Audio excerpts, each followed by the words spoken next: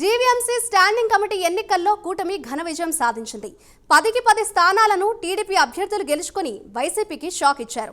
అదే ఊపులో విశాఖ స్థానిక సంస్థల కోట ఎమ్మెల్సీ ఎన్నికల్లో ఆ పార్టీకి చెక్ పెడుతుందని అందరూ భావించారు. దాంతో అలర్ట్ అయిన జగన్ ఎమ్మెల్సీ స్థానాన్ని ఎలాగైనా దక్కించుకోవాలని క్యాంపు రాజకీయాలకు తెరలేపే పనిలో పడ్డారు. తీరా సీన్ కట్ చేస్తే టీడీపీ హుందాగా ఎన్నికల బరి నుంచి తప్పుకుంది. అంతే, అప్పటిదాకా నైతిక విలువల గురించి మాట్లాడిన జగన్ మళ్ళీ అధికారం గురించి మాట్లాడేస్తున్నారు. ఇప్పుడు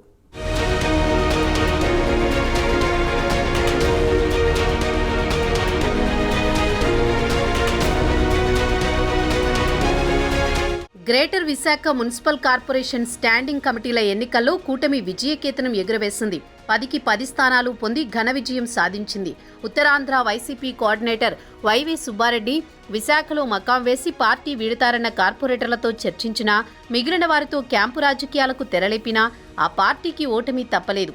3 ఏళ్ల క్రితం జరిగిన కార్పొరేషన్ ఎన్నికల్లో మేయర్ పీఠాన్ని వైసీపీ కైవసం చేసుకుంది. ఇటీవల సార్వత్రిక ఎన్నికల్లో గెలుపుతో జోరు మీదున్న కూటమి స్థాయి సంఘం ఎన్నికలను 3 ఏళ్ల తర్వాత క్లీన్ స్వీప్ చేసి వైసీపీకి షాక్ ఇచ్చింది.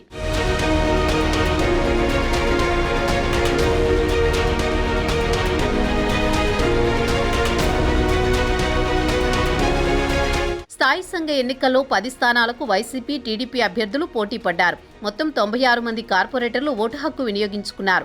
ఒక్కొక్కరికి 10 ఓట్లు వేసే అవకాశం ఉండడంతో మొత్తం 960 ఓట్లు పోలయ్యాయి. కూటమి తరపున పోటీలో నిలిచిన 10 మంది టీడీపీ అభ్యర్థులు విజయం సాధించారు. అన్ని స్థానాలు కూటమి వశమయ్యాయి. అసెంబ్లీ ఎన్నికల ఫలితాల తర్వాత వైసీపీ కార్పొరేటర్లు 12 మంది టీడీపీ, జనసేనలో చేరిపోయారు. దాంతో ఈ ఎన్నికల నాటికి వైసీపీకి కౌన్సిల్లో 47 మంది కార్పొరేటర్లు మిగిలారు.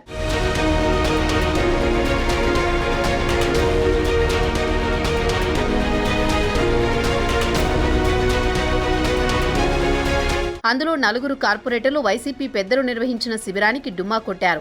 వారి మద్దతుతో కూటమి బలం 53కు చేరింది. గెలిచిన టీడీపీ అభ్యర్థులకు పోలైన ఓట్లు చూస్తే వైసీపీ నుంచి భారీగా క్రాస్ ఓటింగ్ జరిగినట్లు స్పష్టమైంది. 1 నుంచి అత్యధికంగా 13 ఓట్ల వరకు వైసీపీ కార్పొరేటర్లు టీడీపీ అభ్యర్థులకు ఓటు వేయడం గమనార్హం. స్థాయి సంఘం ఎన్నికల్లో విజయంతో విశాఖ కూటమి నాయకులు ఎమ్మెల్సీ ఎన్నికపై గురిపెట్టారు.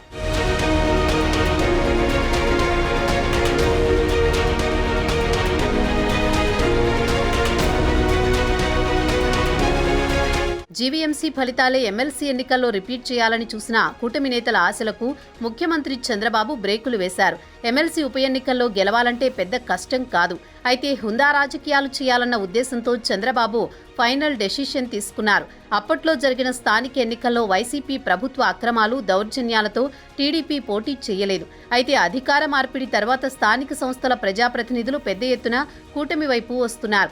అయితే ఒక్క ఎమ్మెల్సీ స్థానం కోసం అంత ప్రయాసపడనవసరం లేదని, ఒక ఎమ్మెల్సీ సీటు కోసం అంతమందిని ప్రత్యర్థి పార్టీ నుంచి చేర్చుకుంటే ప్రజల్లోకి తప్పుడు సంకేతాలు వెళ్తాయని భావించిన సిబిఎన్ పోటీకి దూరంగా ఉండాలని నిర్ణయించారు.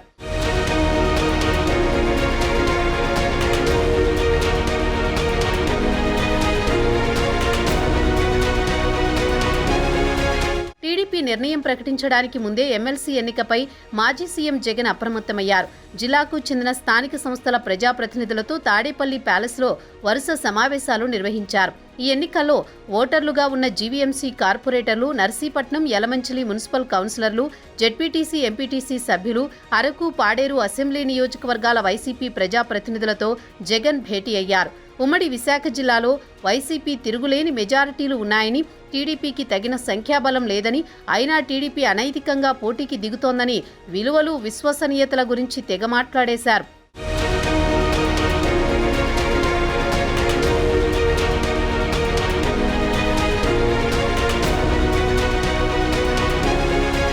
టీడీపీ నిర్ణయం వెలువరించడానికి ముందు కూడా జగన్ స్థానిక నేతలతో మీటింగులు పెట్టడానికి స్కెడ్యూల్ ఫిక్స్ చేసుకున్నారు.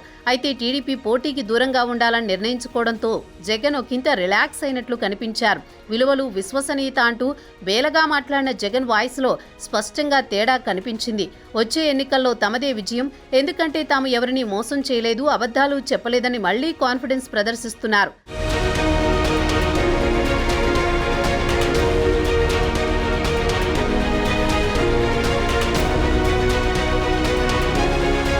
తాడేపల్లి తాడేపల్లిలోని పార్టీ కేంద్ర కార్యాలయంలో జెడ్పీటీసీ ఎంపీటీసీలతో మీటింగ్ పెట్టిన ఆయన ఎంతో చిద్విలాసంగా మాట్లాడారు.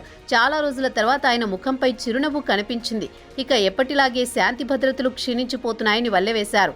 రాష్ట్రంలో రెడ్ బుక్ రాజ్యాంగం అమలవుతోందని, ఈ 5 ఏళ్లు వేధింపులకు గురి చేస్తారు, అవన్నీ ధీటుగా ఎదుర్కోవాలని పార్టీ శ్రేణులకు పిలుపునిచ్చారు. టీడీపీ బరిలో లేకపోయినా ఎమ్మెల్సీ ఎన్నికల బరిలో ఒక స్వతంత్ర అభ్యర్థి ఉన్నారు. ఆయన్ని పోటీ నుంచి విరమింపచేయడానికి వైసీపీ నేతలు ప్రయత్నిస్తున్నారు.